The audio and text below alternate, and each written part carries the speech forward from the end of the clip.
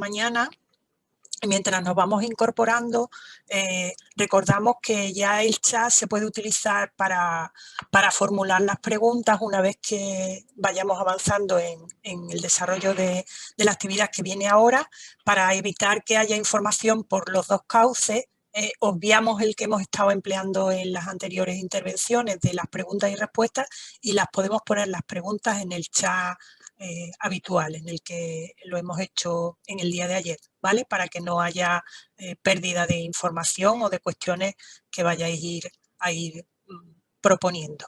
Bueno, pues me corresponde a mí, de alguna manera, coordinar este panel de expertos de revistas científicas. Y bueno, después de las interesantes intervenciones que tanto en el día de ayer como en el día de hoy nos han estado orientando y ofreciendo pistas para nuestra labor investigadora, pues ahora vamos a centrarnos en un ámbito muy específico, en el relacionado con las experiencias de quienes de alguna manera son un poco como el portal, ¿no? O los árbitros del conocimiento en su papel de revisores científicos de publicaciones, en este caso de publicaciones de impacto, ¿no? En esas intervenciones anteriores nos han ido, como decía antes, orientando, y todas ellas de alguna manera convergen en la idea de esa visibilización necesaria, ese dar voz, ¿no? a los hallazgos y compartir los resultados de nuestros trabajos, de las investigaciones que estamos llevando a cabo. Y aunque somos conscientes de que es una labor compleja, que es difícil, y muchos de vosotros habéis manifestado en las preguntas anteriores pues vuestros temores, vuestras reticencias, ¿no? Creemos que de alguna manera se puede aprender, ¿no? Y que se pueden adquirir estrategias y habilidades que nos permitan lograr esa visibilización, esa difusión en las revistas, ¿no? Y de manera muy especial, en el momento que la mayoría vivís ahora como doctorandas y como doctorandos, ¿no? En nuestro programa, pues sabéis que aparte de vuestra investigación, de vuestra tesis doctoral, ¿no? Que es lo más importante, vosotros estáis obligados y obligadas a publicar en revistas de impacto y bueno, ir aportando vuestro conocimiento, ¿no? Es muy importante esto y bueno, la idea de publicar un buen artículo y lograrlo, ¿no? Y que efectivamente se publique, pues como una meta que entendemos que es difícil, ¿no? En ese sentido, hemos pensado en este panel de expertos, en el que desde el punto de vista de editores de revistas de impacto, vosotros vais a tener noticia, ¿no? Del papel importante de los revisores y de sus revisiones como un filtro, ¿no? Para el conocimiento, y también, evidentemente, como un magnífico aprendizaje, sin duda, porque a partir de las evaluaciones que se nos hacen en las publicaciones y de las propuestas de mejora, evidentemente, pues vamos aprendiendo, ¿no? Personalmente creo que es una oportunidad de lujo la que hoy se os depara, ¿no? De alguna forma, con las intervenciones de 3 reconocidos editores de revistas científicas de nuestro ámbito de conocimiento, como son Victoria Tur, que es la editora de la revista Mediterránea de Comunicación, Ignacio Blanco, que es editor de la revista Doxa, Comunicación también, y Tomás Baiguet, que es editor de la revista Profesional de la Información. Los 3 tienen suficiente y reconocido prestigio en este campo. Además, bueno, un conocimiento muy de primera mano, ¿no? En tanto que editores de esa revista. Y bueno, hemos pensado que este panel va a proporcionaros interesantes ideas, ¿no? Y un poco como para romper el hielo y que los vayáis conociendo, ¿no? Hemos eludido el nombrar un poco los méritos de cada uno de ellos, porque creo que por sus palabras pues los vais a ir reconociendo, y así pasamos directamente al sentido, ¿no? del panel, ¿no? Entonces, como decía, como para romper un poquillo el hielo, yo voy a pedirle a cada uno de ellos que en unos 5 minutos pues nos cuente como una experiencia más directa, ¿no? Su visión o su experiencia de lo que es la revisión científica, Y lo pueden hacer desde la perspectiva de editores que las reciben, que las organizan, o como revisores, porque todos ellos lo han sido, lo son, ¿no? Habitualmente. Entonces, bueno, pues os doy ahora la opción de esos primeros minutos, ¿no? Para contarnos esa primera experiencia. Podéis empezar, no sé, Victoria. ¿Quién empieza? ¿Me das la palabra a mí? Bueno, encantada de estar con vosotros, agradecida por la invitación. Creo que además es un público fantástico porque son personas que quieren estar en los primeros inicios, ¿no?, de la carrera docente investigadora, y creo que es el momento oportuno para hablarles de revistas y de una práctica de publicación correcta y bien orientada, ¿no? Entonces me parece que es una iniciativa muy plausible, como todo lo que hacéis en Huelva, por cierto. Bueno, pues yo edito Revista Mediterránea de Comunicación, que como sabéis pues es una iniciativa que ya lleva 11 años, dando un servicio a toda la comunidad académica. Nacimos con esa vocación y tampoco tenemos una pretensión mayor, ¿no? Se habla de profesionalizar las revistas. Yo creo que la profesionalización tiene muchos objetivos y muchas orientaciones. La nuestra es profesionalizar lo que hacemos, profesionalizar nuestras tareas editoriales y dar cada vez un mejor servicio. La verdad es que para nosotros la revisión científica es algo irrenunciable, pero desde el primer número, cuando todo costaba muchísimo, ¿no? Cuando costaba incluso pues, que los revisores se sintieran implicados y nos aceptaran esas peticiones, ¿no?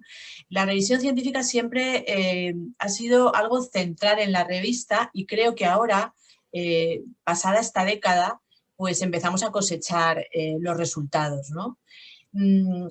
Es un proceso que realmente es muy formativo para el investigador, pero también es muy enriquecedor para la propia revista, para las propias personas que participamos en el equipo editor, y sobre todo es enriquecedor para el texto que se comparte con una comunidad que está ávida de novedades, de hallazgos, de planteamientos innovadores. Y por lo tanto los autores tienen que responder un poco a esta expectativa, ¿no? Entonces el editor se convierte en un conciliador, ¿no?, entre los intereses del editor y las necesidades de información de sus lectores. Me gusta verlo así, ¿no?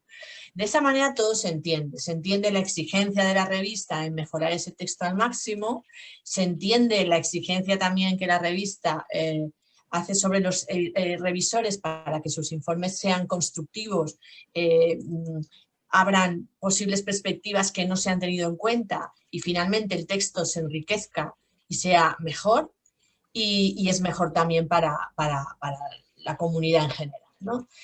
Entonces, para nosotros es muy importante encontrar buenos revisores y hacer revisiones ágiles. Esto es algo que también nos preocupa porque sabemos que los autores, pues todos estamos sometidos a los procesos de acreditación, a los procesos de reconocimiento de sexenios, o en el caso de los alumnos de doctorado, pues también a los requerimientos que os hagan dentro de los programas para cumplir con un número de publicaciones, ¿no? Esto ha sido muy difícil porque al principio la revista no tenía reconocimiento y claro, que los autores confíen en ti y que los revisores hagan su labor con seriedad es difícil. Pero ahora mismo la verdad es que hemos establecido un sistema de revisión en dos momentos: una revisión editorial interna previa al envío a revisores externos, donde comprobamos que todos los requisitos de la revista se cumplen, que el texto reúne los mínimos de calidad necesarios y que puede pasar a revisión, y a partir de ahí asignamos o bien a monográfico o bien a la sección de miscelánea y buscamos revisores. Los revisores muchas veces, si el texto va a monográfico, pues le solicitamos a los coordinadores de ese monográfico, que son los grandes expertos en esa temática, que nos faciliten 2 revisores como mínimo para ese texto. Y si va miscelánea, entonces es la revista la que localiza a esos revisores. ¿Cómo los localiza? Pues habitualmente suele funcionar muy bien ir a las keywords de los textos, de los artículos, y meter esas keywords en Google académico. Entonces te aparecen los autores que tienen textos relevantes sobre ese tema. Y a partir de ahí pues empezamos la revisión, ¿no? Los coordinadores de monográficos también hacen una labor muy importante de revisión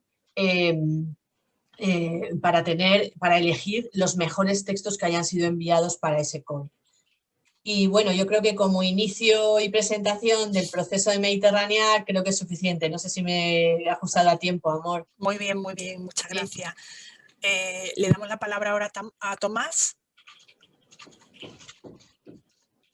¿No tiene el micrófono activo? Ahora. Buenos días a todos, buenas tardes y gracias por haberme invitado a este debate, a este coloquio. Yo soy Tomás Vallet, soy el director de la revista Profesional de la Información que fundé hace ya 30 años. Ahora recientemente hemos cambiado el nombre, antes era El Profesional, ahora es Profesional solamente. Ha habido 3 razones para hacerlo. Por un lado, pues la sensibilidad hacia la igualdad de género, no poner un nombre masculino. También realmente lo hacía en la web of Science y Scopus, no sé por qué nos quitaban el artículo. Y también como norma general yo creo que una revista es mejor que tenga un nombre corto. Por ejemplo, yo creo que Comunicar es ideal el nombre que tiene porque es corto.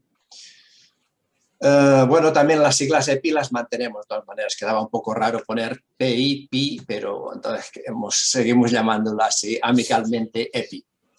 Como ideas generales de mi experiencia, por dar unas pinceladas, pues diría que qué es lo que nos encontramos los editores y que no nos gusta mucho. Pues en general vemos que son investigaciones demasiado simples, ¿no? Son resultado de una investigación de un tema efímero muchas veces, de una serie de televisión que, bueno, que tiene su importancia, pero a lo mejor no, es un tema que el año que viene no tendrá trascendencia ninguna y que por lo tanto tampoco recibirá citaciones. Estamos las revistas pues un poco, sobre todo las que estamos en un cierto nivel ya, que estamos en los cuartiles de los rankings, pues intentando subir, ¿no? Para ser más atractivos. Hay revistas con todo tipo de emisiones, ¿no? Algunas son más de divulgación, algunas pretendemos publicar solo ciencia nueva y sobre todo artículos que sean atractivos. También otro problema que nos encontramos bastante es un poco de descuido en los artículos. Yo siempre les digo a los autores que cuando ya consideran que el artículo se ha terminado, pues dediquen un 10 o un 15% más de tiempo a pulir cosas y a ver detalles que seguro que se les han escapado, porque escribir es muy difícil, es un arte. Y luego también otro comentario que quería hacer con relación al tema de hoy de la revisión por pares es que es un proceso importantísimo, es lo que convierte un manuscrito en ciencia, ¿no? Y se da la fe de que aquello es una investigación bien hecha y que se ha escrito un buen artículo, que depende de un trabajo altruista por parte de los revisores que dedican a lo mejor 2, 3 o 4 horas de tiempo a evaluar un trabajo de alguien que ellos no conocen, ¿no? Es un trabajo totalmente altruista y que es lo bonito que tiene esta labor, ¿no? Algo bonito que tiene la ciencia.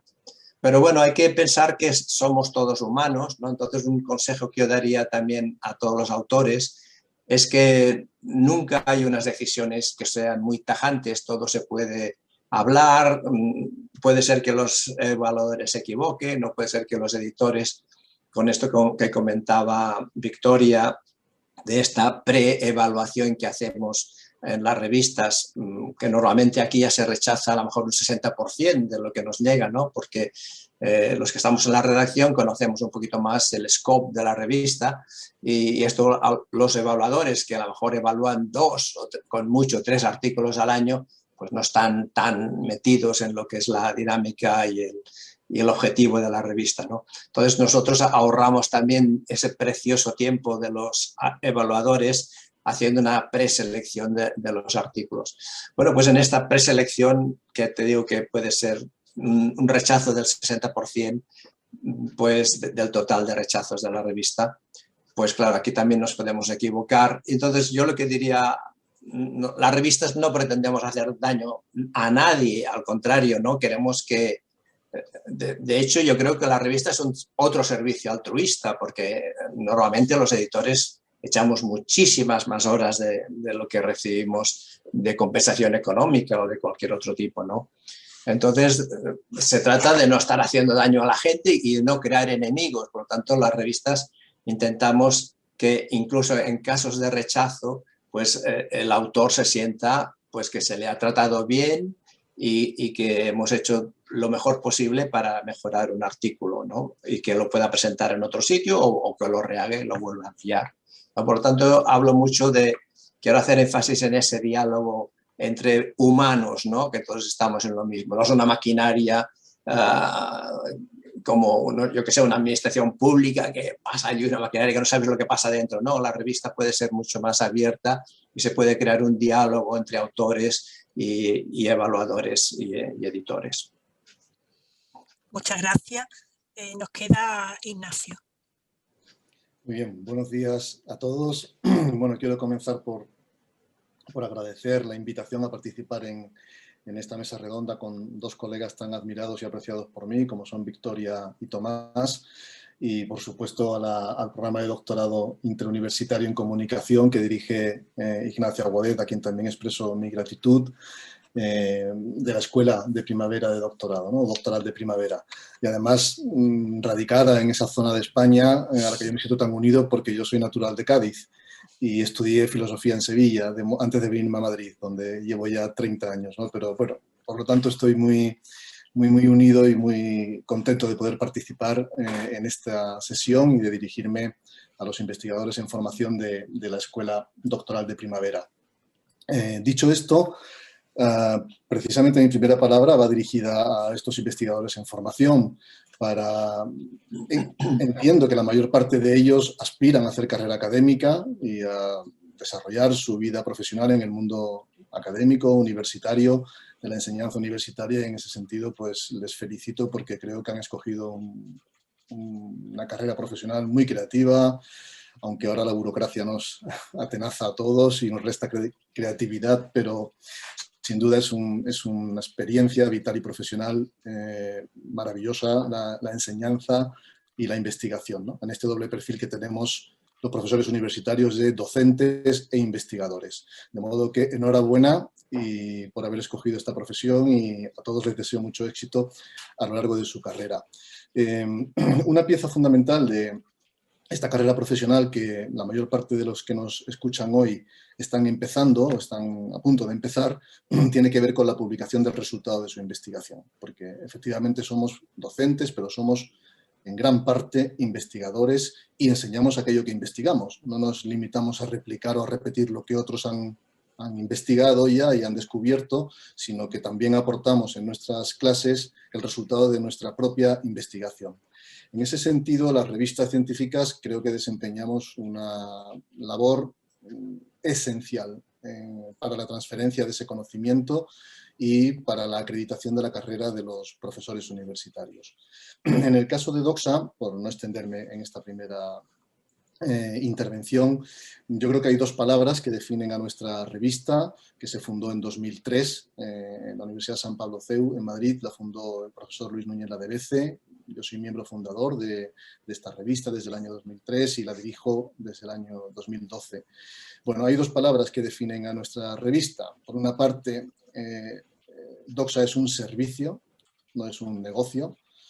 Si fuera un negocio, desde luego sería un negocio catastrófico y muy poco rentable, pero vamos, lo mismo que le pasa a mis colegas que seguro que comparten conmigo esta opinión. Es un servicio que en todo caso le cuesta dinero a nuestra institución el sostenerla, pero es un servicio a la comunidad científica nacional e internacional. Y por lo tanto, la segunda palabra que define el espíritu de nuestra revista, de Doxa Comunicación, es el compromiso con esta comunidad científica que abarca no solamente a los profesores senior o con carreras ya desarrolladas, sino también a los investigadores en formación, a las personas que están empezando sus carreras, y también estamos abiertos a ellos, Y como dijo José López en su anterior intervención que he estado escuchando, hay investigadores en formación que ya están contribuyendo y publicando o aportando investigaciones muy rigurosas y que pueden ser publicadas en las principales revistas, ¿no? Por lo tanto, no hay un índice H a priori que cierre la puerta de Doxa a nadie. Creo que todos están llamados a ser rigurosos y a aportar conocimiento, y hay que evaluar esto, lo que el paper o el artículo aporta, no tanto el perfil o el potencial perfil del autor, en mi opinión y en la opinión de Doxa. Y la segunda palabra que define el compromiso de Doxa es la calidad de la investigación que se efectúa a nivel nacional e internacional en ciencias sociales, ¿no? Esta calidad se garantiza cumpliendo una serie de estándares. Las 3 revistas que estamos representadas aquí hoy los cumplimos, y otras muchas, porque en España creo que tenemos un ecosistema bastante tupido de buenas revistas que aplican buenas prácticas, ¿no? Me refiero en particular a 3 elementos. 1, el trato profesional que hay que dar a los autores. Creo que las revistas debemos ser muy respetuosos con el trabajo que recibimos de todos los autores, y si es de mala calidad, se puede hacer saber al autor que es de mala calidad, siempre con cordialidad y con cortesía académica. A mí me parece que eso lo comparten mis compañeros, Tomás lo ha dicho, no hay que hacer daño a nadie, no hay que buscarse enemigos, hay que ayudar a las personas que están empezando sus carreras, y cuando un trabajo no reúne la mínima calidad científica, obviamente hay que hacerlo saber, pero hay que hacerlo saber dentro de una cordialidad y educación que siempre debe presidir nuestra actividad, ¿no? Por lo tanto, trato profesional a los autores. En segundo lugar, una selección adecuada de los revisores. A todos nos habrá pasado alguna vez, a mí al menos me ha pasado, que me han pedido revisar manuscritos para los cuales no me siento competente, porque es un campo del que no sé, o tendría que formarme mucho o estudiar mucho para poder hablar con criterio de ese manuscrito, ¿no? Entonces yo creo que los editores tenemos la responsabilidad de seleccionar muy bien a los revisores, gente que sabemos que tiene el criterio suficiente para valorar la calidad de un paper en un momento determinado, ¿no? Y en tercer lugar, ayudar a la revista, porque ayudando a la revista ayudamos a los autores en su posicionamiento en bases de datos e índices internacionales que mejoren el impacto de la publicación. Esto creo que es una responsabilidad nuestra, de los editores, el asegurarnos de que se cumplen los estándares de calidad para poder estar en las bases de datos nacionales e internacionales más prestigiosas, porque esto en definitiva redunda en beneficio de los propios autores y de la comunidad científica, ¿no? Bueno, de entrada quería hacer este planteamiento y seguimos conversando como tú quieras, Amor. Vale, muchas gracias. Bueno, creo que con estas primeras 3 intervenciones ya muchas de las preguntas que habíamos planteado están más o menos respondidas, pero como lo que nos interesa es de alguna manera formar, ¿no?, y dar unas pistas muy centradas en lo que consiste la revisión, pues nos vamos a permitir a lo mejor repetir algunas cuestiones, ¿no? Lanzaría la primera pregunta muy simple, en el sentido de que nos pudierais decir en qué consiste una revisión científica, de una manera muy simple, muy clara, cuál es el papel de un revisor.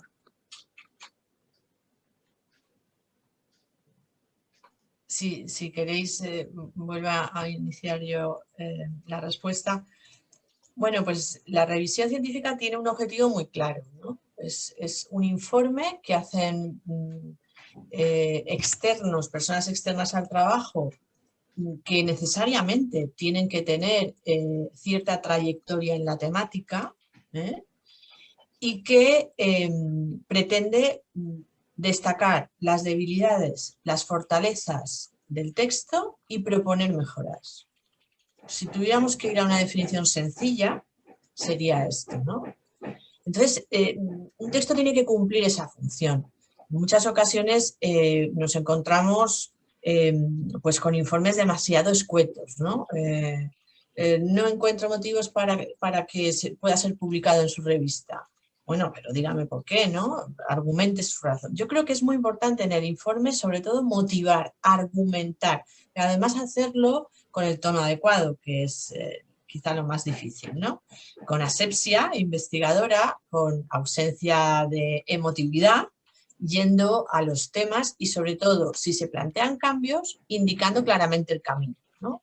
Es decir, si la bibliografía no está actualizada, aporta referencias o menciona autores para que quienes han escrito el texto sepan a quién tienen que recurrir, ¿no? Qué otras referencias tienen que mirar, porque en principio todos los autores piensan que han agotado, que han hecho bien de forma exhaustiva su fase documental.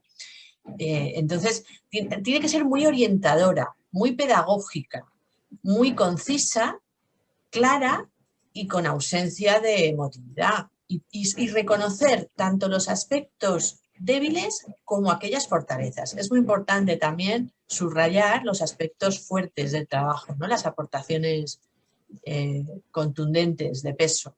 Es muy importante también para los autores conocer esos temas. Al hilo de lo que estabas planteando, ¿no? Algunas revistas tienen protocolos muy definidos, ¿no? Para hacer esos informes. Algunos están muy automatizados, otros lo dejan un poco más libre, ¿no? Pero os quisiera preguntar ahora si consideráis que es oportuno que existan esos protocolos o esos modelos, ¿no? De informe, o hay que dejar más libertad, o es conveniente que el informe determine unas pautas o unos mínimos, ¿no? No sé si Tomás, sí, bueno, Ignacio. hay revistas, yo lo he visto por experiencia, que me han pedido evaluaciones, pues que tienen todo un formulario que ayuda al evaluador a ir considerando los diferentes aspectos. En nuestra revista no lo hemos puesto en marcha, pero bueno, claro, es bueno en algunos aspectos, sobre todo si el evaluador pues, no es una persona que tenga práctica evaluando, ¿no? Por ejemplo, la primera pregunta sería, ¿es adecuado el artículo para esta revista? Bueno, esta pregunta, de hecho, si hay esta preevaluación que hace la redacción antes de enviar nada a evaluar, pues ya no se le manda a ningún evaluador algo que se crea que no es adecuado para la revista, ¿no? Pero bueno, luego está bien escrito. Eso también es curioso porque las revisiones de los textos tienen varios niveles.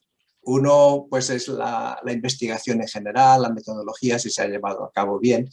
Pero esto muchas veces que los evaluadores lo que más deben evaluar, ¿no? Es lo más importante, la base del artículo, pero los evaluadores en general no entran al detalle de la redacción. Es luego en la redacción cuando todos estos temas de, bueno, puntuación, que se entiendan las frases, se puede evaluar muy bien un texto, un evaluador lo puede hacer muy bien, pero sin entrar en estos detalles. Bueno, pues hay revistas que sí que piden estas cosas.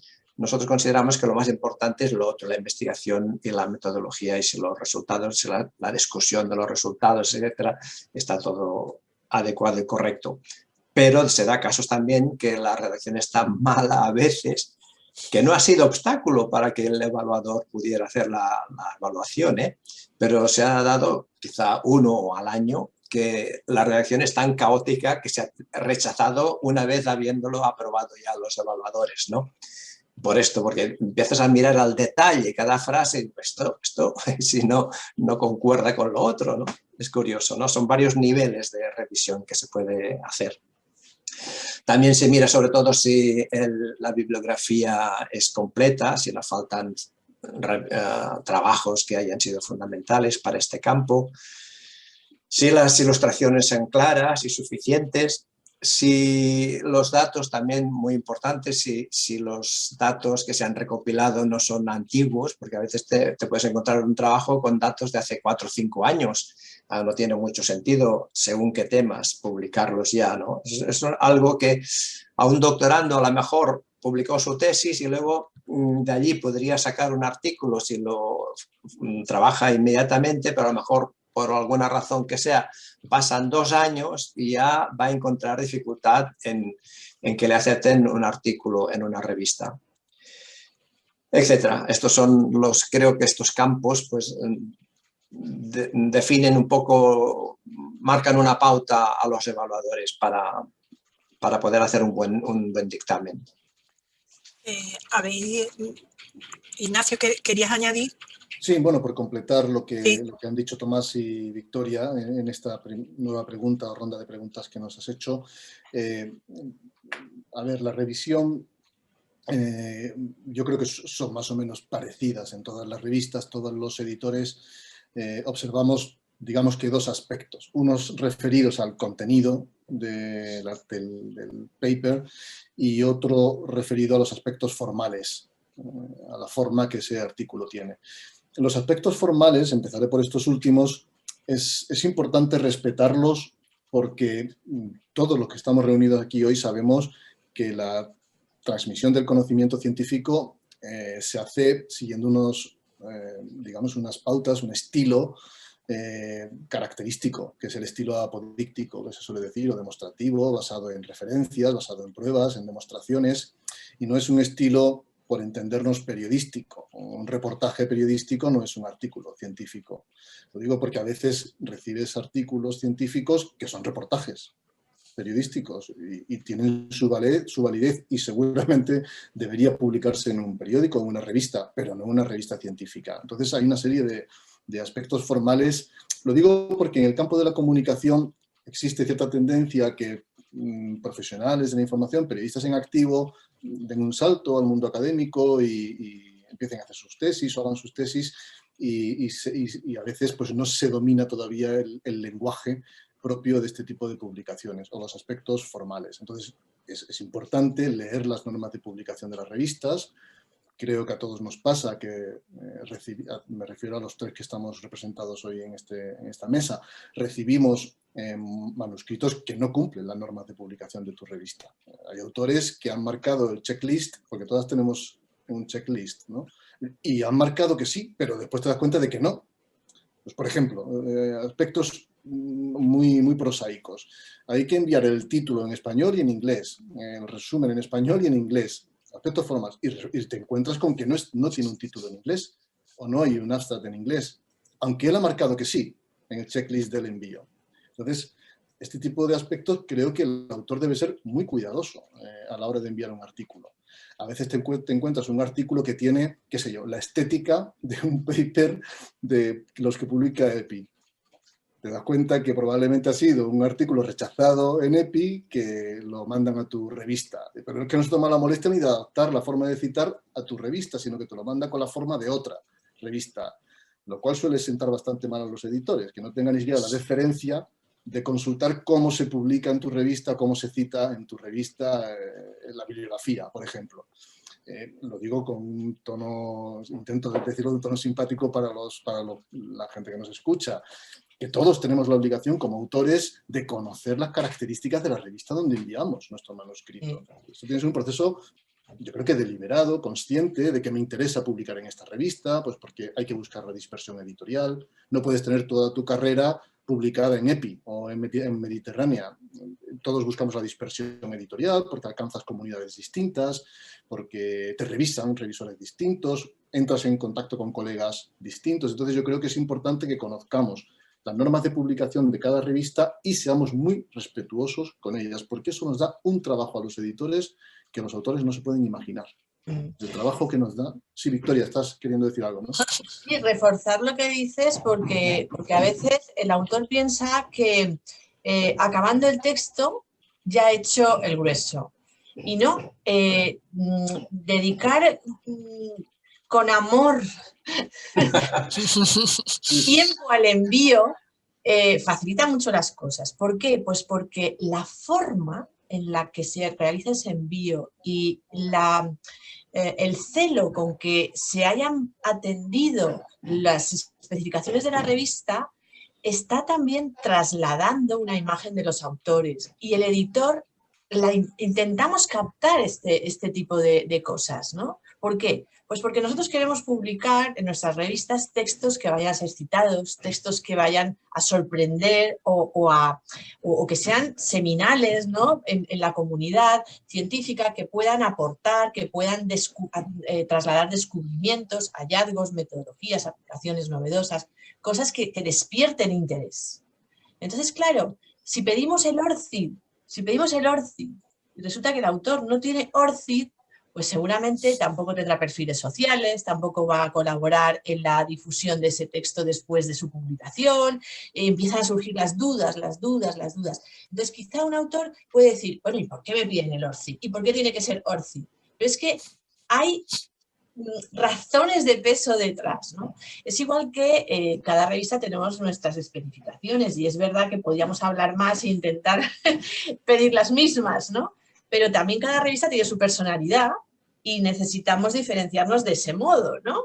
Entonces, es complicado cumplimentar la información, es algo que el autor a lo mejor no espera que le lleve tanto tiempo una vez que ha acabado el grueso, que es el artículo, pero que es muy importante detenernos en ello y hacerlo bien, porque estamos trasladando información. No es posible, como decía Ignacio, que pidamos todo en español y en inglés, sobre todo los metadatos, ¿no? Los metadatos son las informaciones que suelen aparecer pues, en la primera página de la revista, título, abstract, las keywords, en fin, este tipo de elementos. Pues esas cosas tienen sentido que las pidamos en español y en inglés, aparte de que todas las revistas que estamos aquí también pedimos la traducción posterior al inglés, porque es importante porque los buscadores luego pues, utilizan esas etiquetas y esas informaciones para encontrar los textos. Si no están bien metidas en el sistema, estás obligando al equipo a que haga un esfuerzo innecesario que tendría que haber hecho el autor.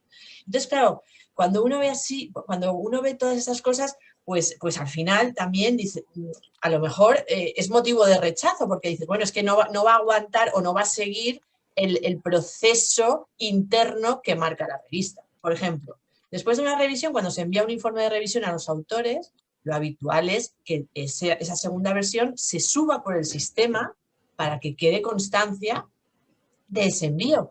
Y muchísimos autores lo envían por email, cuando no ha habido ninguna relación por email ni ninguna interacción fuera del sistema electrónico de la revista. ¿Por qué? Pero es más frecuente de lo que pensamos, ¿no? Entonces, todas esas cosas también expresan familiaridad con la escritura científica, el sistema científico, la familiarización con las propias revistas y sus sistemas de gestión. Entonces, eso es muy importante atenderlo bien. Yo quisiera añadir sobre esto, si me permitís, sí. sobre este tema de los aspectos formales que nos llevan tanto trabajo, como dice Victoria, es sobre todo la bibliografía. La bibliografía normalmente está muy descuidada. Como decía Ignacio, pues está en un formato que no es el que usa la revista. Y sobre todo, pues no sé, a veces ya sabéis que hay dos sistemas en comunicación que siempre se usan las normas APA, pero a veces te envían artículos que están con la Vancouver, que siguen un sistema de citación distinta, ¿no? Luego, en cuanto a la bibliografía, yo quisiera hacer mucho énfasis en cuanto, por ejemplo, los nombres de los autores españoles, que la gente firma con los dos apellidos separados, el primero y el segundo, evidentemente, pero cuando este artículo llega a las bases de datos internacionales, pues queda indexado por el segundo apellido, o incluso Google lo indexa por el segundo apellido. Entonces, tenemos que mentalizarnos de firmar con un formato internacional, no inglés. No, todo el mundo firma con el principal apellido al final, el último, menos los hispanos, los españoles, ¿no? Que tenemos el apellido principal en medio. Entonces, o se prescinde del segundo apellido, lo cual es muy peligroso porque puede haber mucha ambigüedad, sobre todo con los apellidos frecuentes. Hay que firmar con los dos apellidos unidos por un guión. Y sobre todo también una costumbre absurda, heredada de los años 60, que parece que sea lo científico, pues publicar las iniciales de los nombres en vez del nombre completo, de los nombres de pila. Pues esto es una costumbre que hoy en día, que hay muchas más ambigüedades, hay muchos más de miles de autores publicando que había en los años 60 del siglo pasado, cuando esto se impuso en la Web of Science. Eugen Garfield lo hizo para ahorrarse dinero y poner solamente las iniciales era más barata, entonces la informática era muy cara. Bueno, pues entonces esto yo creo que es una costumbre que habría que irla desechando en las revistas. Quiero hacer mucho énfasis también, por favor, si me dejáis, en que se citen autores españoles.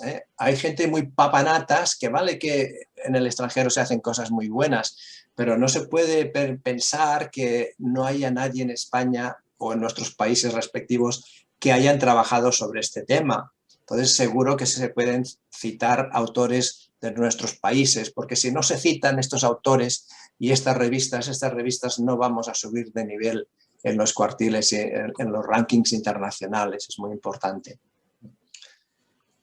Quería retomar un poco una línea que habéis lanzado los tres, ¿no? En la que habéis coincidido acerca de aspectos que tienen que ver con la ética, ¿no? El buen trato hacia el autor, la buena respuesta, la calidad de esa revisión, de esa interacción que se establece de alguna manera, ¿no?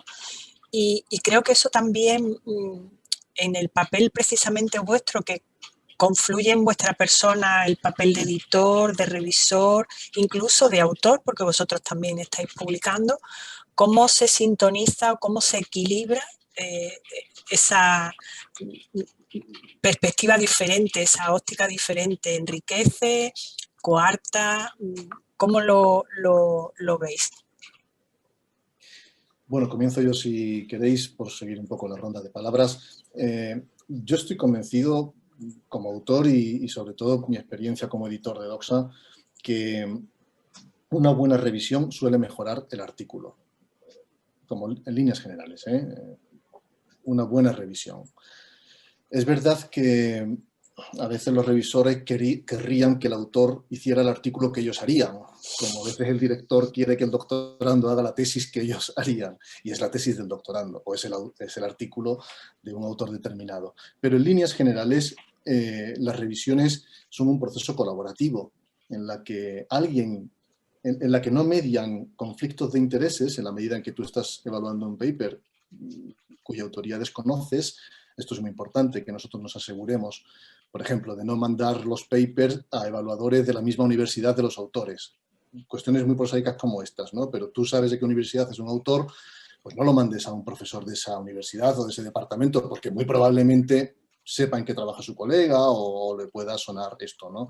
Entonces, asegúrate de que estás consiguiendo un proceso anónimo donde no haya conflictos de intereses, y una persona que sepa de ese tema porque sabes que va a aportar, que va a ser enriquecedor. Antes dijo Victoria una cosa importante. Por ejemplo, de las posibles soluciones de un informe de revisión, una de ellas es el rechazo, desestimar un paper. Tú no puedes rechazar un paper con una línea de texto.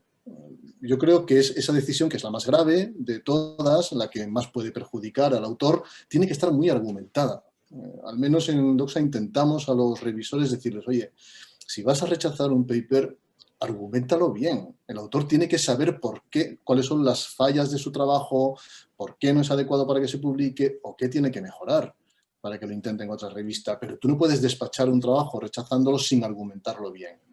Entonces ahí hay que, el revisor, que muchas veces trabaja, pues como todos trabajamos, con muchísimas cosas, con agendas terribles.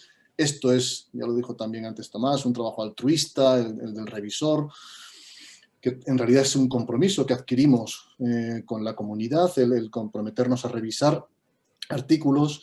Yo creo que es un proceso colaborativo en el que debe estar inspirado por la mejora de la calidad del artículo que estamos revisando. Y eso se puede verdaderamente conseguir porque las lecturas, los puntos de vista, los enfoques de una persona totalmente ajena a tu formación, a tu propia universidad, a tu círculo de influencia, puede enriquecer mucho tu punto de vista. Yo en particular creo que una buena revisión debe llamar la atención sobre las referencias, que ya ha salido aquí, antes lo decía Tomás.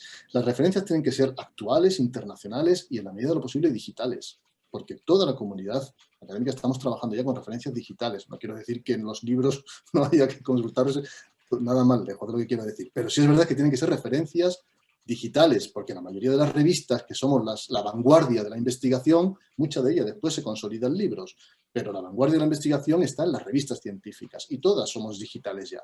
Por lo tanto, aviso a los autores que nos están escuchando, las referencias deben ser actuales, internacionales, y esto incluye las nacionales, internacionales y digitales.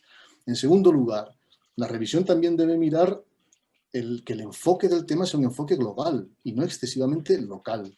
Los estudios muy locales tienen después muy poco impacto fuera o muy poca repercusión fuera. Global quiere decir que tú eres capaz como autor de relacionar el contenido de tu investigación con un problema global de nuestro ámbito. ¿Qué sé yo? Los desórdenes informativos. ¿Es un tema global? Sin duda, es un tema global.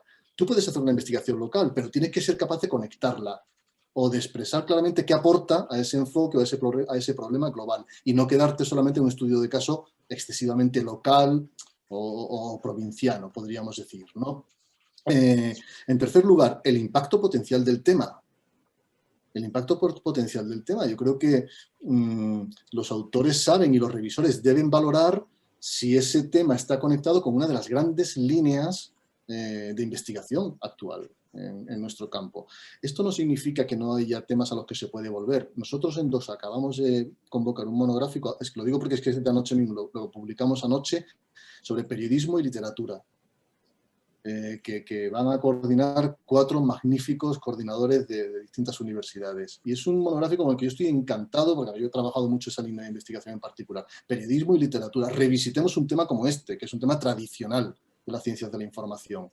Y yo estoy verdaderamente encantado con que DOSA publique un monográfico y hayamos recibido la propuesta de buenos profesores para un monográfico sobre periodismo y literatura. Por lo tanto, se puede revisitar temas tradicionales, pero a nadie se le oculta cuáles son los temas dominantes de la agenda de la investigación en nuestro campo ahora mismo, ¿no? Y no hace falta mencionarlos, entre otras cosas, porque José López los ha glosado en la anterior ponencia, ¿no?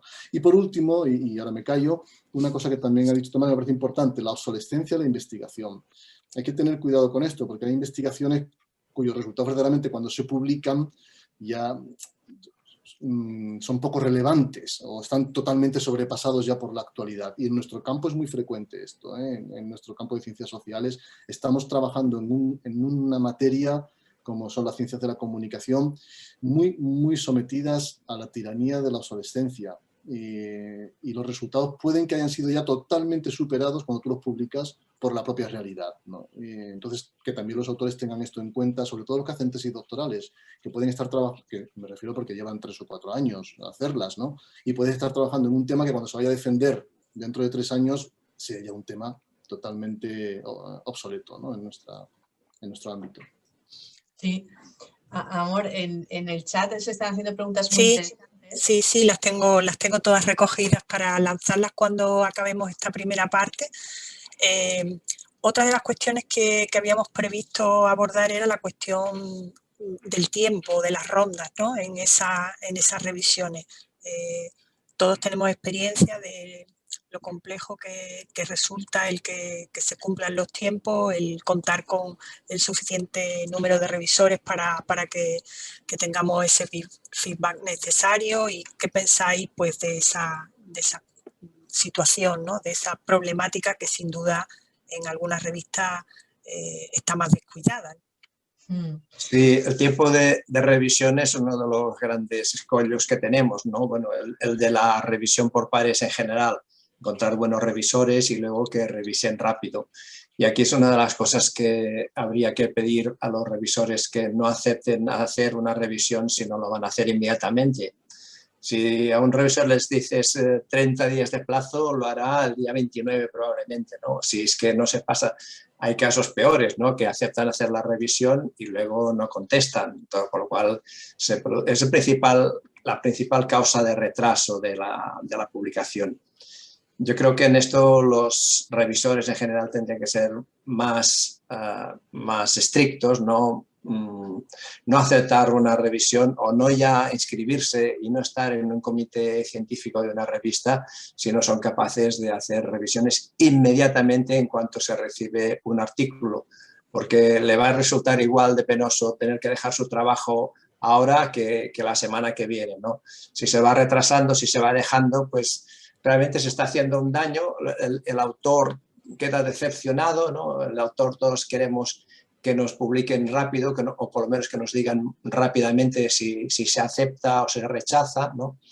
Pues creo que en este sentido yo sé que hay revistas buenas, sé que hay revisores buenísimos, podría citar algunos nombres, no lo digo porque mis colegas van a notarlo y les van a bombardear con revisiones, pero Pero sí, luego hay revistas que yo también los he sufrido, que a lo mejor te pueden tardar un año y decirte que no les parece bien el trabajo, ¿no? Entonces, esto no es serio.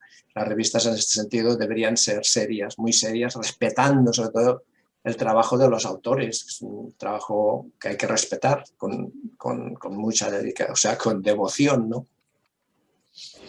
Sí, a mí me gustaría añadir también que es muy importante que quienes hacen el envío sean responsables. Es decir, es fácil caer en la tentación de decir, bueno, como tardan mucho en contestarme, voy a enviar como a 4 o 5 y a ver qué sucede. Esto satura porque pensar que el mercado de revisores es finito, es finito.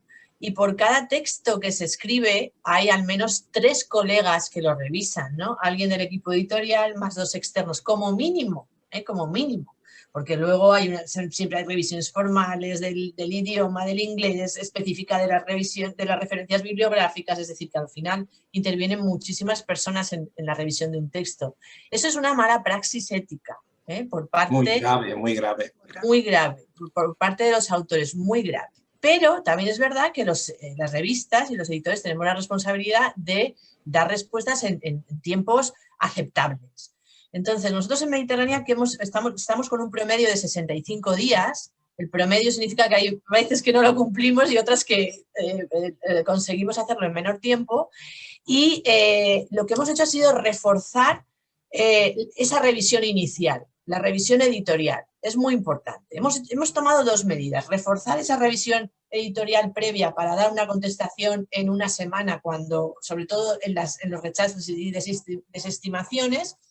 Y después, lo que hemos hecho también en la segunda fase de revisión externa es eliminar todos los aspectos formales que no le corresponden a ese revisor para aligerar de algún modo su tarea, ¿no? Es decir, muchas revistas también depositan en los revisores la revisión formal de citas, aspectos más ortogramaticales que no corresponde al revisor hacer. Eso es un trabajo del equipo editorial. Entonces hemos puesto un poco de orden en todo eso y la verdad es que sí que hemos conseguido agilizar plazos, ¿eh? Eso es muy importante. Bueno, voy a intentar ir mezclando las preguntas que teníamos para el panel nuestro con algunas de las que están haciendo los asistentes porque van en la misma dirección y para poder contestar un poco a todos porque se están lanzando muchas preguntas.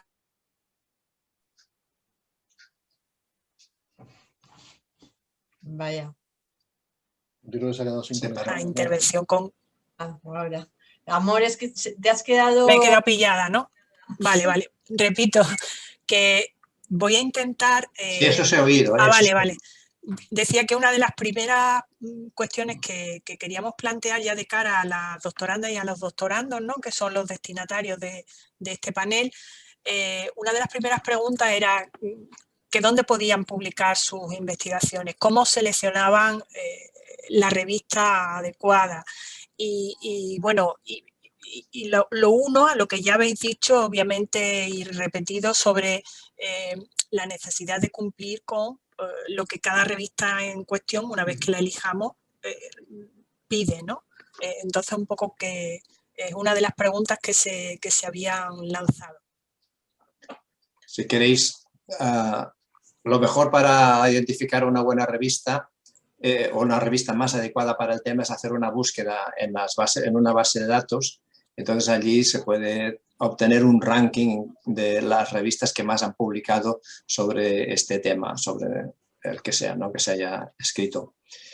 Y una cosa adicional es no enviar artículos a revistas que no usen DOI. El que una revista use DOI, o sea, que ponga ese identificador de cada artículo en cada artículo, pues es porque luego este artículo va a estar en una base de datos de Crossref, que es la agencia de los DOIs, y a su vez esta agencia Crossref publica esta base de datos de libre acceso, la toman diferentes organizaciones como Dimensions, OneFinder, Lens y otras, y producen una base de datos más completa y todo eso le da una difusión enorme al artículo gracias a que tienes te doy. Es una de las condiciones, digamos, que yo creo que es obligatorio. Bueno, nuestras 3 revistas tienen DOI desde hace tiempo, ¿no? Pero aún te puedes encontrar bastantes revistas que no tienen, con lo cual yo creo que es una decisión a no enviar a estas revistas.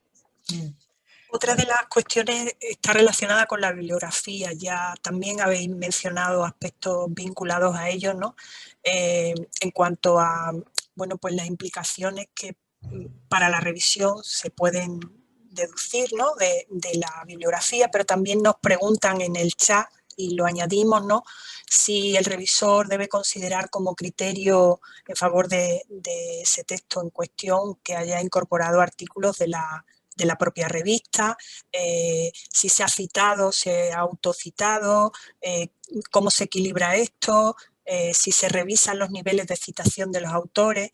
Estas son algunas de las cuestiones que se han lanzado en el chat y que podemos también debatir. Bueno, la verdad es que la bibliografía tiene que ser pertinente. Es decir, la bibliografía no tiene sentido en sí misma, sino en relación con el texto, con lo que aporta, sobre todo en la introducción del texto, ¿no? Entonces, la bibliografía se tiene que escoger en función del tema, en función de la actualidad, en ese equilibrio nacional-internacional, en ese equilibrio formato revista-libro, comunicación a congreso, que a veces son interesantes, pero tiene que ser pertinente, tiene que estar justificada, no se tiene que citar por citar, ni tampoco puede ser una relación sin más de citas. Las citas se citan para comentar y para construir el conocimiento sobre ese concepto y cómo se ha avanzado desde el inicio de su estudio hasta la actualidad, ¿no? ¿Qué se sabe sobre ese aspecto? Y tiene que tener una construcción lógica, y lo habitual es pues citar al principio los autores que hicieron las primeras aportaciones y a continuación las siguientes, ¿no? Pero aparte de esas lógicas que están implícitas en la forma de redactar y en la forma de escribir los artículos, pues la bibliografía tiene que ser también variada y tiene que estar bien traída. Es decir, las citas tienen que tener su sentido, no se tiene que citar por citar.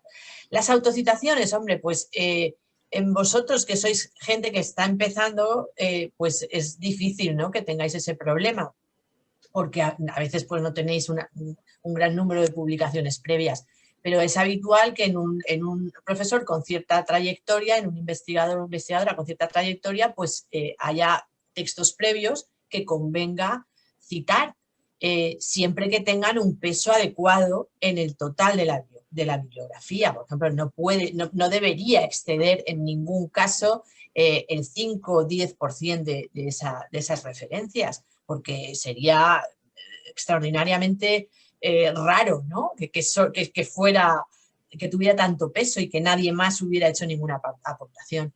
En cuanto a lo de citar textos de la revista, igualmente sentido común. Si hay textos en la revista que tienen afinidad con el tema y además son interesantes y han hecho y contienen aportaciones sustanciosas, pues sí, pero si no, no. Entonces, simplemente por el hecho de enviar a Mediterránea, citar un texto de Mediterránea, nosotros eso es que apenas lo miramos. Hombre, nos llamaría la atención que hubiera demasiados, ¿no?, pero no es algo que miremos en exceso, y si no hay, recomendemos. Es otra mala praxis, ¿no?, por parte de la revista, recomendar una cita de la propia revista. Eso no es. La libertad del autor debe de estar el elegir a quién citar y a quién no citar. Es el tema el que obliga a ello, ¿no? Quiero aportar algo, Amor, en esto, Sí. para completar lo que está diciendo Victoria, que suscribo totalmente.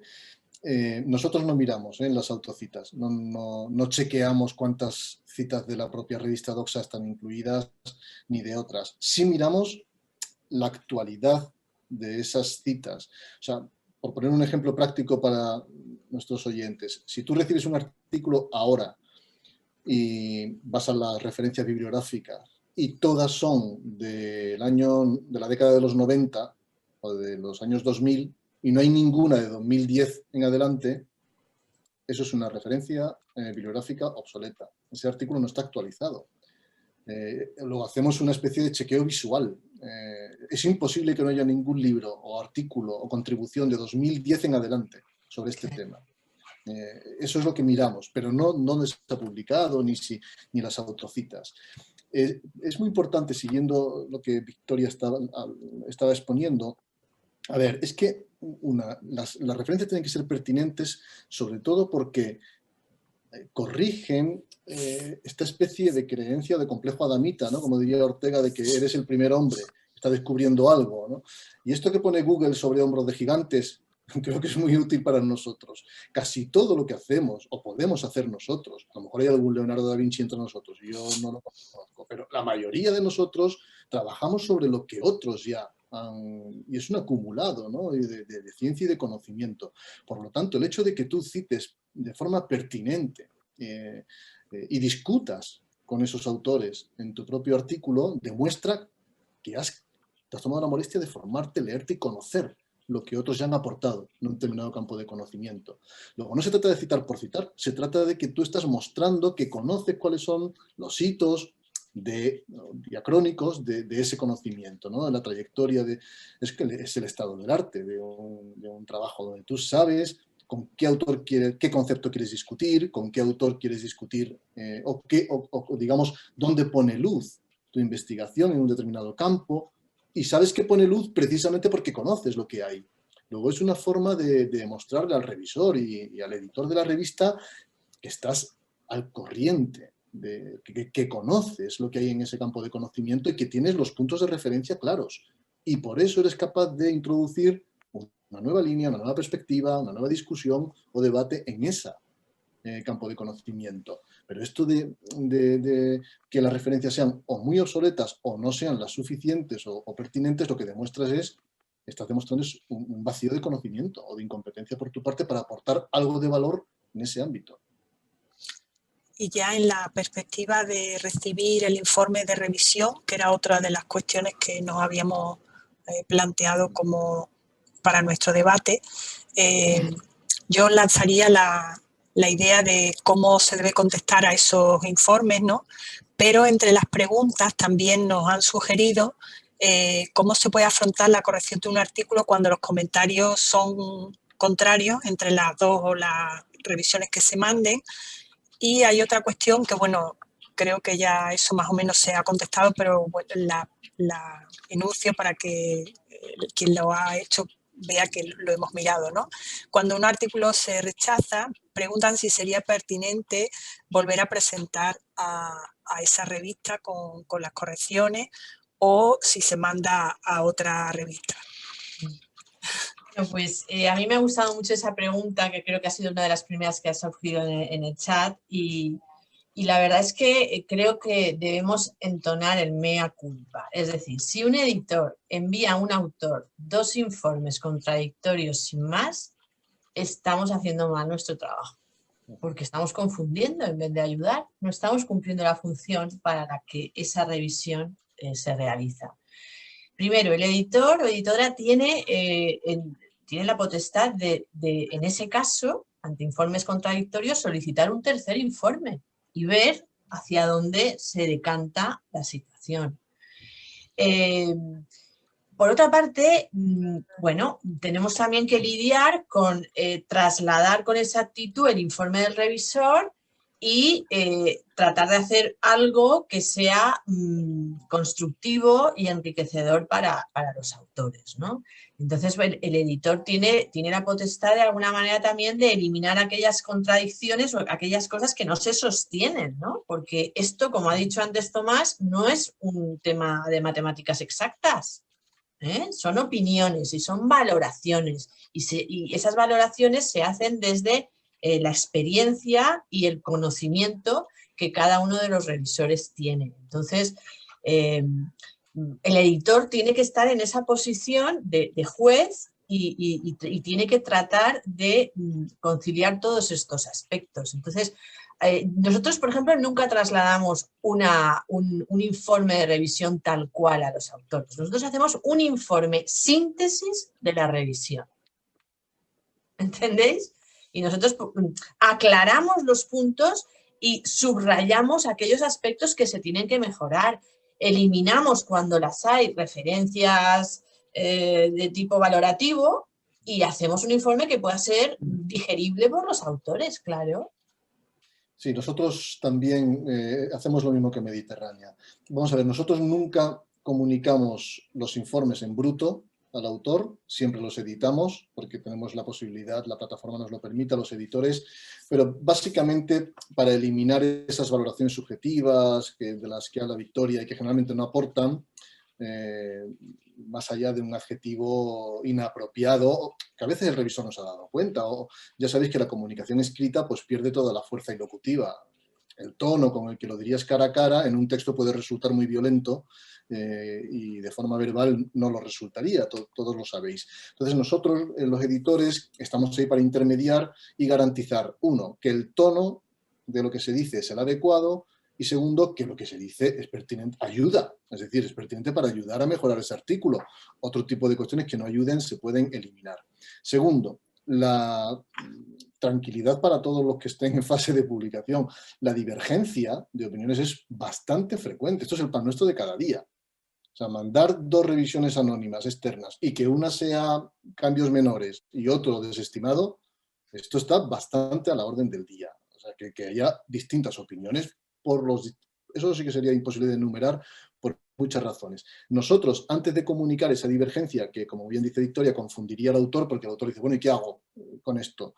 Nosotros pedimos siempre una tercera revisión de arbitraje, antes de comunicar el resultado de las 2.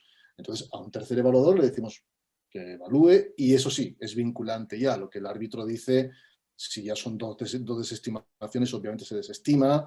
Si es cambios mayores, se desestima, porque generalmente los revisores, cuando marcan cambios mayores, muchas veces están marcando desestimado, pero no quieren, ¿no?, marcar desestimado. Eso también, los que somos revisores lo sabemos. A veces ves que hay un potencial en esa investigación, crees que con un poco de esfuerzo, de refuerzo de la o mejor expresada o explicada la metodología, igual podría mejorarse, pero hay veces que, no sé qué opinarán Tomás y Victoria, pero que un revisor te está marcando cambios mayores, pero en realidad no quiere desestimar y no sabe cómo decirlo, ¿no? Porque a veces te piden cambios tan importantes que es casi reformular la investigación y es imposible. Tú eres consciente como editor que eso es imposible de hacer, lo que está pidiendo el revisor, ¿no? Entonces ahí tenemos, yo creo, la capacidad de mediar, sobre todo para orientar y aconsejar al autor, ¿no? Sobre esto también que decías de, bueno, eso que decías tú, Ignacio, ahora, ¿no? De que te das cuenta, te sobreentiendes por lo que te dicen los evaluadores que los autores no van a ser capaces por el contexto como ves y entonces ya les dices un rechazo, o algunas veces puedes rechazar y luego pues elaborarlo y el año que viene volverlo, bueno, no sé, algunas veces hay diferentes tipos de situaciones. Yo lo que quería comentar es qué respuesta debe dar el autor cuando recibe la evaluación. Y claro, de entrada no molestarse ni mostrarse enojado, sino descansar tranquilamente, contar hasta 200 y empezar una respuesta tranquila a cada una de las cuestiones, porque normalmente las evaluaciones tienen diferentes párrafos, diferentes cosas y el autor pues tiene que empezar a contestar una a una, párrafo a párrafo, para estar de acuerdo con lo que dice y corregirlo o rebatirlo porque cree que no es adecuado. Entonces, el editor, bueno, igual el revisor vuelve a recibir recibe estas respuestas del autor y lo considera. Pero en último extremo es el editor, el que tiene la palabra, lo lee todo y al final decide publicar o no publicar, ¿eh? Hay otra cuestión que también habéis tocado, acerca de la obsolescencia de los temas, ¿no? Creo que tanto Ignacio como Tomás habíais apuntado algo en esto. Y entonces había una pregunta muy concreta sobre, de nuestro público, ¿no?, sobre los temas que se tornarían en poco tiempo obsoletos, y se podrían dar ejemplos. Y otra que dice si cuando el tema del artículo es una interpretación novedosa y demostrable de una obra literaria clásica, si sería necesario relacionarla con una cuestión más de actualidad para que en la práctica pues tuviera cabida en una publicación de impacto. Bien, no hemos contestado una pregunta anterior y era si ante un rechazo, si se hacen cambios, volver a enviar a la misma revista. A ver, sí. yo jamás lo aconsejaría. Si un editor rechaza es porque no ve posibilidades de volver a aceptar el texto o no interesa en ese momento, o bien el momento de publicación es demasiado lejano y considera que al autor tampoco le va a interesar esperar tanto porque a lo mejor tiene muchas aceptaciones previas, ¿no? Entonces no hay momento editorial oportuno. Es decir, si el editor ve oportunidad, la decisión es publicar con modificaciones mayores. Pero si es un rechazo, no hay que insistir, hay que buscar pues otras revistas, ¿no? Es lo lógico. Perdona, amor. Y una cosa que yo creo que apuntala un poco esto último que han dicho mis colegas, es muy importante cuando te contestan a una revisión sugiriéndote cambios importantes, el informe de cambios del autor. Es fundamental, importantísimo y hay que saberlo hacer. Bueno, por supuesto, de forma desapasionada, como indicaba Tomás. No puedes enfrentarte a los revisores, eso carece de sentido, el mosquearte. Sientan mal, a todos nos sientan mal cuando nos han rechazado un artículo. Obviamente que sienta mal, porque siempre hay un trabajo detrás que tú eventualmente no sientes suficientemente reconocido o valorado. Pero bueno, superado este desamor, este disgusto y sin pasión, tienes que hacer, cuando están pidiendo cambios, un buen informe de cambios. Un buen informe de cambios que debes llevar a una tabla de Word donde pongas revisor 1, observación 1, y en tu tabla de la derecha, en tu columna, contestar cómo lo has solucionado. Si hay algo que tú no vas a aplicar, también se lo puedes decir, obviamente con la misma cortesía al revisor. Agradecemos este comentario, pero hemos optado por esta otra solución, queremos por los motivos que sean. Es decir, que lo que dice el revisor no va a misa. También se puede discutir por parte del autor en ese mismo clima de entendimiento y cordialidad académica, ¿no? Por lo tanto, un buen informe de revisión es casi más importante que mandar solamente el manuscrito rectificado, porque los revisores no se van a volver a leer de nuevo todo el manuscrito para ir buscando las novedades respecto a la primera versión. Van a coger el informe de revisión, que debe estar muy bien hecho. Yo a todos les aconsejo, los que nos oyen, que inviertan bastante tiempo en el informe de revisión, que sea claro, que se explique muy bien cómo se han atendido las sugerencias de mejora de los revisores, uno a uno, y dentro de cada una de las observaciones que se han hecho, cómo se han atendido. Incluso después uno puede mandar el manuscrito marcando en otro color las incorporaciones nuevas. Eso, es decir, yo lo que rogaría a los autores es que se pongan en la piel del revisor, que piensen que esto lo va a valorar otra persona, que no está cobrando nada por hacerlo, que lo está haciendo de forma altruista y en un entorno colaborativo, y que se pongan en su lugar. ¿Cómo le facilito el trabajo a este hombre, a esta mujer, a este revisor? ¿Cómo le facilito el trabajo? ¿Cómo le explico que me parece muy bien lo que me ha dicho y que lo he intentado solucionar de esta forma? Pero no mandar de nuevo un manuscrito de Word en bruto sin que el revisor sea capaz de valorar qué novedades o aportaciones hay, porque no va a volver a leérselo entero de arriba abajo, ¿no? Incluso hace poco me llegaba a mí un informe de revisión que decía, bueno, ante esta sugerencia de los revisores se ha atendido correctamente. O sea, autoevaluaba, ¿no? Autoevaluaba incluso la corrección. ¿No? O sea, le corresponde, y no decía nada más. Claro, esto no sirve para nada, ¿no? Es decir, ante esa sugerencia hemos hecho este cambio aquí, donde ponía esta frase, ponemos esta otra, hemos reformulado el concepto, hemos añadido, y que se vea cambio, que se vea cómo se ha implementado esa sugerencia. Eso es muy importante. Estoy con Ignacio, que además también indica la madurez, ¿no?, de los autores para enfrentar un texto y una publicación científica, que no es una cosa menor. Entonces es importante, sí. Nos queda en el tintero esa pregunta que lanzaba de los ejemplos sobre cuestiones que se volverían obsoletas, o sobre si un artículo que hace una interpretación novedosa de una obra literaria habría que relacionarlo con una cuestión de actualidad para que en la práctica pueda tener cabida en una revisión en una revista de impacto.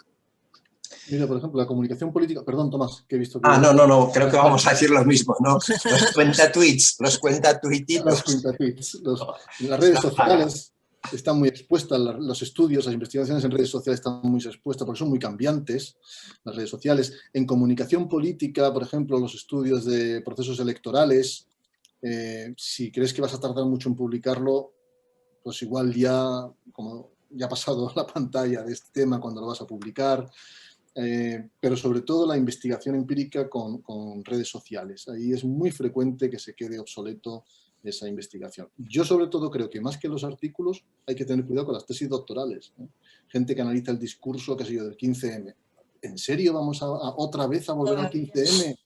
Que fue en 2014. Estamos en 2021. Es decir, que han pasado tantas cosas en medio que verdaderamente hay que considerar muy bien qué conocimiento nuevo se aporta a ese campo de conocimiento. Incluso, fijaros, la situación opuesta, ¿no? Pandemia, COVID, todo el mundo a investigar COVID. Exacto. Pero vamos a ver, es que los temas también necesitan distancia, perspectiva. Hay métodos que no se pueden, que no son aplicables sin ese paso del tiempo. Entonces, bueno, hay que saber elegir. Y luego también me gustaría mucho insistir en el apartado de método. Creo que en ciencias de la comunicación necesitamos la aplicación correcta del método y hacerlo esto con rigor. Entonces, dedicarle espacio a explicar el procedimiento, por ejemplo, que es algo que no se suele hacer. Se dice la técnica aplicada, se dice el tamaño muestral, se dice el análisis estadístico y nos olvidamos de explicar cómo lo hicimos, en qué fases, con qué nos apoyamos, con qué software que no hemos mencionado conseguimos procesar ese volumen de datos y de información.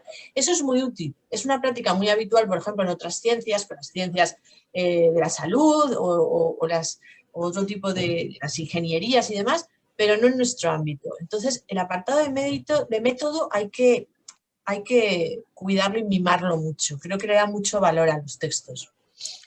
Otra cuestión que se ha lanzado es si sería conveniente como experiencia formativa que estos nuevos autores o autores noveles hicieran revisiones. Muchos a lo mejor al subir un artículo a determinadas revistas les da la opción de poder ser revisores. ¿Cómo lo veis vosotros esto?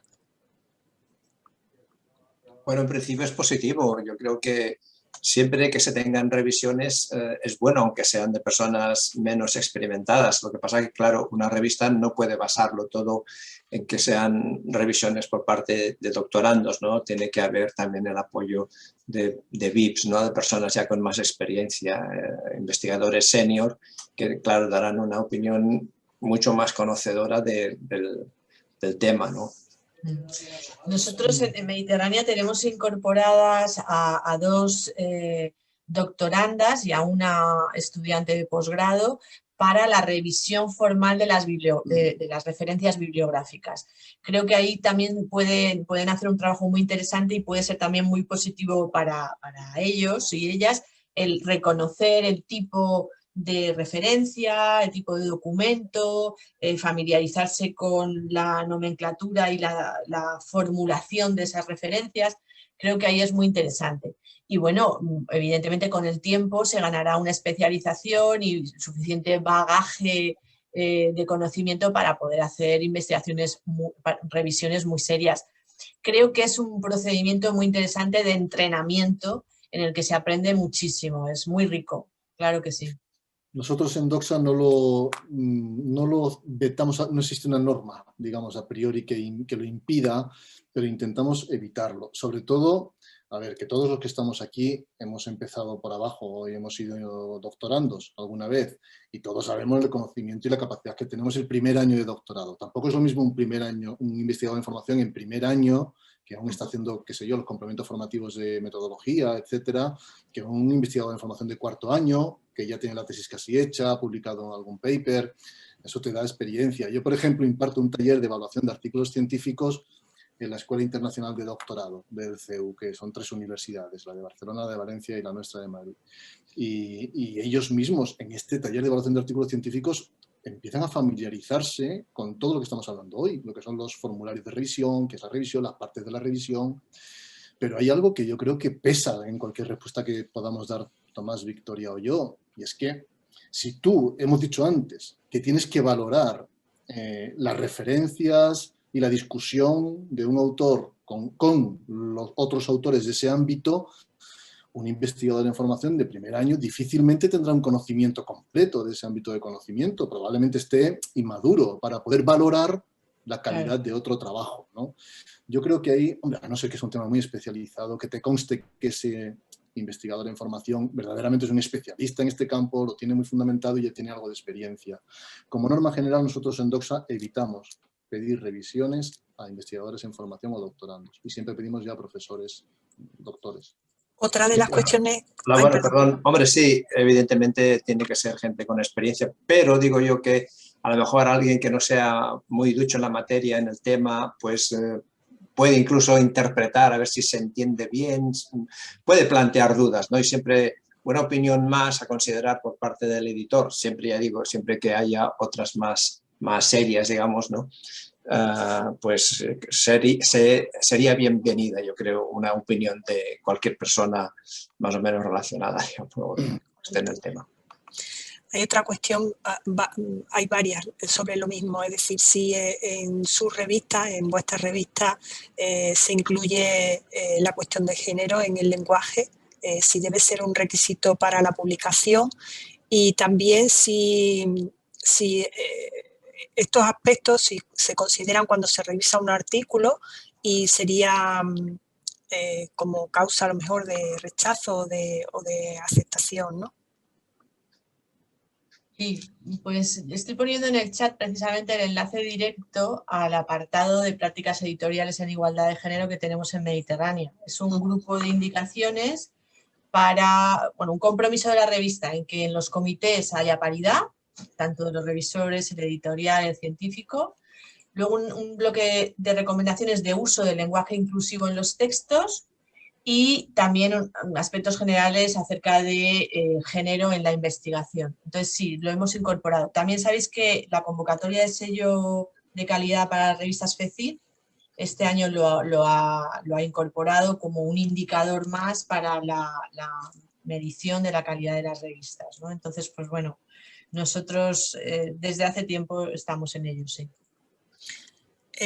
Hay otro grupo de cuestiones, ¿no? En torno, plantean qué poder tienen los editores de las revistas, y otra cuestión importante sobre si se camina hacia un nuevo modelo de organización y gestión, lo relacionan con la transparencia, ¿no? Y finalmente preguntan si las revistas conocidas, las que conocemos, o las nuestras, ¿no?, tienen la transparencia suficiente que se requeriría a día de hoy. Bueno, sobre el poder, obviamente ninguno, depende también de lo que se entienda por poder, ¿no? O en qué término lo esté planteando nuestro interlocutor, que tampoco sé en qué está pensando él cuando plantea el poder, ¿no? Bueno, tenemos el poder de hacer una buena revista.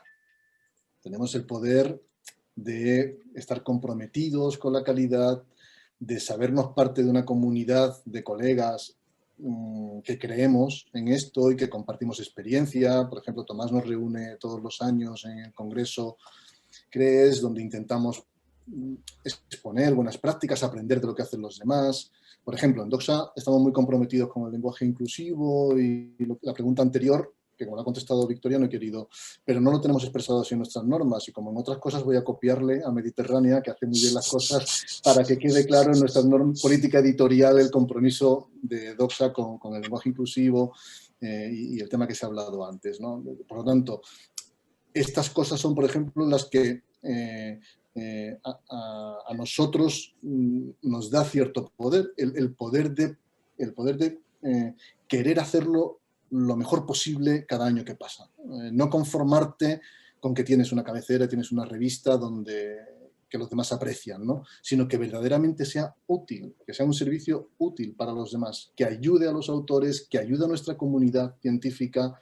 Nosotros, por lo menos, yo personalmente, me siento parte de una comunidad de compañeros y colegas que estamos comprometidos con que las revistas sean buenas, con que se hagan buenas revisiones, con que los autores tengan el trato que se merecen, porque creo que España es una potencia en investigación y podemos hacerlo mejor, y hay margen de mejora. Luego, el único poder que tenemos en todo caso es conducir nuestras revistas hacia ese escenario en el cual creemos, esa esfera en la cual creemos, ¿no? Y hacerlo bien, el poder hacerlo bien. Todo, ese es el único poder, al menos yo. Tomás a lo mejor tiene más poder.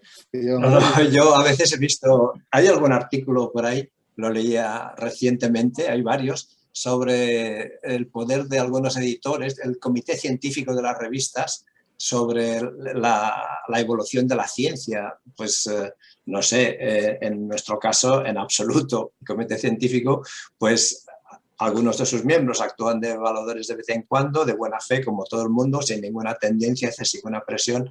No sé si en alguna otra disciplina se podría dar casos de que el comité científico y los evaluadores pues llevaran las cosas, a la ciencia de estas parcelas hacia determinado sitio, pero no es el caso, ¿no? El poder estoy totalmente de acuerdo con lo que dice Ignacio, el poder de hacer una revista lo mejor posible, ¿no? Cada día mejorarla. En cuanto a lo anterior del lenguaje no inclusivo, yo no sé exactamente hasta qué punto. Yo tengo que reconocer que cuando recibimos un artículo que empieza a decir los lectores, las lectoras, los ciudadanos, las ciudadanas, lo tachamos, porque nos parece un poco ridículo, ¿no? Ya veis que hemos quitado el él por la cosa del género, ¿no? Hasta aquí lo veo lógico, pero luego en estos detalles que ya entran dentro de la forma como se ha redactado, siempre sin ningún sentido peyorativo, sin ningún machismo, lo veo un poco ridículo. Bueno, sí, también decir que la fórmula de duplicar el artículo no es la única, ¿eh? Entonces, hablar de... Bueno, claro, hay que decir, en vez de los alumnos, el alumnado y cosas de estas, sí, bueno, estas se aceptan. Pero cuando son así de tipo político, de ciudadanos y ciudadanas... No, eso es un horror. Yo creo que no podemos confundir, ¿no?, lo que hay detrás de todas estas cosas, ¿no?, que es visibilizar también al género femenino y sobre todo tener una consideración igual al masculino. No eso sí, bueno, totalmente de acuerdo en la igualdad de los comités científicos, que no la cumplimos, evidentemente. Bueno, evidentemente no, pero es una desgracia. Yo creo que siempre los puestos tienen que estar ocupados por las mejores personas, pero en caso de duda siempre género femenino, porque tenéis el hándicap de la maternidad, que es importante, ¿no?, y es de admirar, ¿no? Entonces pienso que tiene que haber cierta predisposición a elegir siempre una mujer en los comités. Y somos buenas, revisando somos muy buenas. Bueno, y dais mucha creatividad, porque es verdad, es que las mujeres tenéis esta capacidad mucho más amplia. Los hombres somos mucho más unidireccionales. Ha demostrado que las mujeres podéis controlar cantidad de cosas y es muy bueno para cualquier organización que haya mujeres. Bueno, quedan algunas cuestiones, pero son de carácter más general, no tan vinculadas con la cuestión de la revisión, que es la que nos había reunido aquí. Y como vamos ya casi al final, no me gustaría concluir sin una última oportunidad, ¿no?, centrada en lo que es la temática del panel. Y entonces sí que os pediría de una manera breve a cada uno de vosotros, para que quedase muy, muy claro. Bueno, creo que está muy claro, ¿no?, y que lo habéis ido contando más o menos a lo largo de vuestras intervenciones, pero para que quedara aún todavía más certero, ¿cuáles serían los aspectos más habituales para rechazar un artículo? ¿Qué es lo que a vosotros os mueve a decir esto no vale? Aunque ya habéis ido dando información, pero porque quede como, digamos, el tópico, ¿no?, de esta intervención vuestra. Bueno, nosotros tenemos estudiadas, ¿no?, tenemos estudiados los motivos principales de rechazo. El primero de ellos, pues, es una bibliografía pobre, ¿no?, la pobreza en las referencias bibliográficas, que ya está en la base de todo, ¿no? Si no hay una buena documentación, pues evidentemente ya el texto de partida sale tullido, ¿no? Esa es una. Otra es la falta de rigor metodológico. Esto implica muchas cosas. Por ejemplo, pues muestras muy pobres de personas, de contenidos, técnicas inadecuadas, o simplemente también a veces un análisis pobre de los resultados. Estoy refiriéndome a lo mejor a estudios descriptivos de frecuencia y porcentaje, sin sin haber hecho pues correlaciones o cosas un poquito más sofisticadas, ¿no? En el chat se preguntaba si un artículo con metodología mixta, es decir, con triangulación metodológica, era mejor que uno que exclusivamente utilizara cualitativa. Eso depende del tema, cada tema exige ser estudiado de una manera, pero es verdad que cuando se triangula, es decir, que cuando se utilizan varias técnicas, pues evidentemente el resultado es más completo, es mejor, y normalmente los objetos de estudio en comunicación suelen ser muy complejos y en educación también.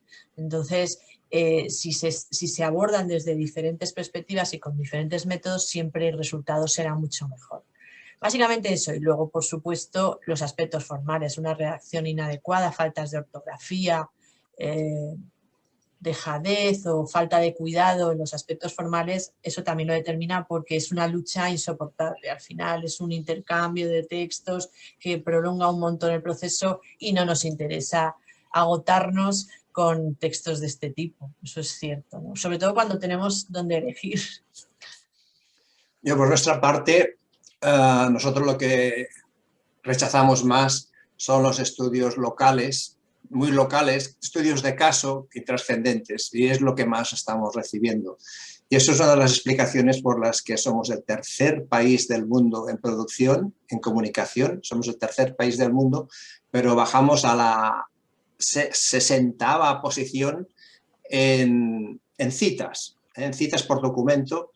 No nos citan. ¿Por qué? Porque publicamos cosas locales intrascendentes que muchas veces ni nosotros ya nos acordamos cuando estamos escribiendo algo, ¿no?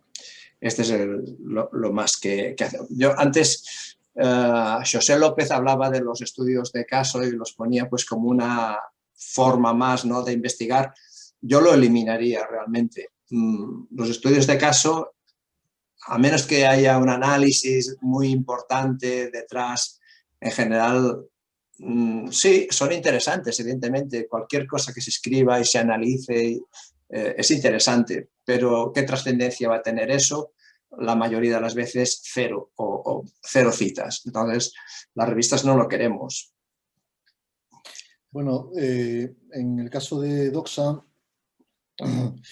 a ver, el autor tiene que... Yo entiendo, porque soy autor también, que cuando tú terminas tu artículo y lo mandas a una revista, tú tienes solamente esa percepción parcial. Es tu trabajo y tu relación individual con la revista. Y obviamente no tienes ni por qué saber, ni te tiene por qué preocupar la relación del editor. Pero el autor tiene que saber que tu artículo igual es uno de 150 que se han recibido ese año.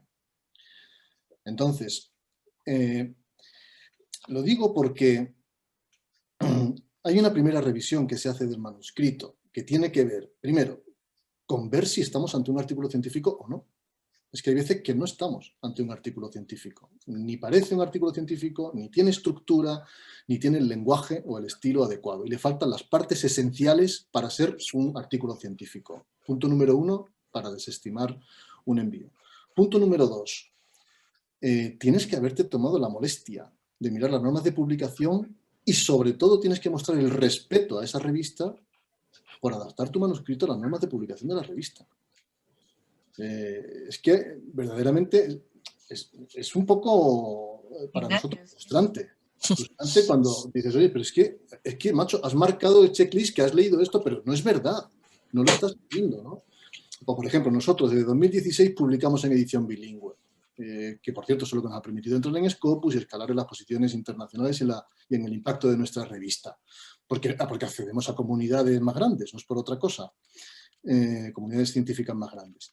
Bueno, el autor marca en el checklist que se compromete, en caso de informe favorable, a proporcionar una versión del artículo en inglés consistente por sus propios medios. Que si no los tiene, la revista le puede poner en contacto con traductores profesionales, pero esto es una relación privada entre el autor y el traductor. Bueno, pues a veces, no muchas, pero a veces ocurre que un artículo llega a término, es aceptado y el autor te dice, pero ¿cómo que tengo que publicarlo en inglés? Pues no contaba con ello.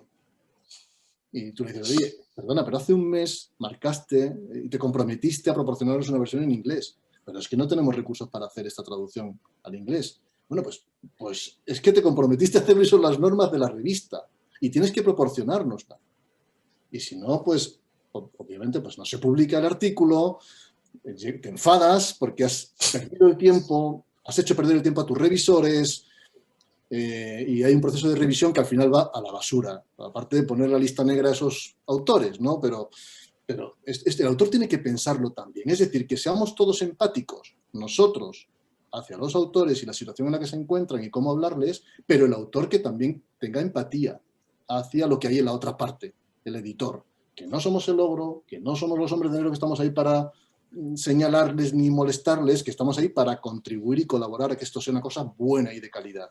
Entonces, hay que demostrar ese reconocimiento a la revista, porque si me envías tu artículo, entiendo que para ti es importante esta revista, quieres publicar con nosotros, y ese reconocimiento es el que te lleva a enviarnos o a compartir tu publicación o quererla difundir en nuestra revista. Luego, segundo aspecto, el respeto a los aspectos formales y normas de publicación de cada revista. En tercer lugar, el tema tiene que estar planteado con una aproximación científica. Nos hemos encontrado a veces temas absolutamente ideologizados, a veces vendetas políticas que tú percibes, ¡buf!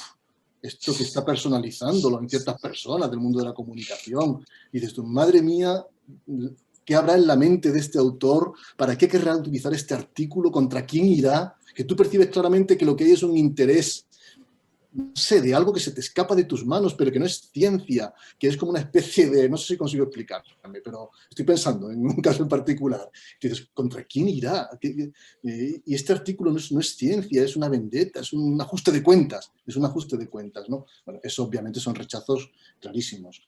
Y después todo lo que no se atenga, en fin, a las normas y principios democráticos y constitucionales que nos unen, ¿no? Y que permite la convivencia en nuestro país. Es decir, no puede haber artículos que no respeten los derechos humanos, que sean sexistas, que contravengan cualquiera de los principios elementales de la convivencia democrática. Lo digo porque tú has preguntado rechazos a priori, y para mí estos son barreras infranqueables, líneas rojas, como se dice ahora.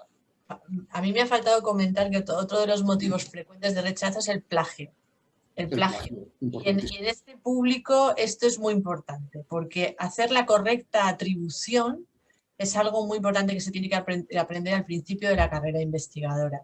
Nosotros ahora en Mediterránea, en esa checklist que mencionaba Ignacio, solicitamos que se adjunte un informe de similitud con cualquier software antiplagio, para que al final nosotros no seamos los que tengamos que decirle y demostrarle al autor que hemos conseguido esto, ¿no? Este grado de similitud, sino que sea el propio autor el que se dé cuenta de qué texto está subiendo a la plataforma, ¿no? Y esto la verdad es que nos ha aliviado también mucho de situaciones incómodas en el equipo editorial.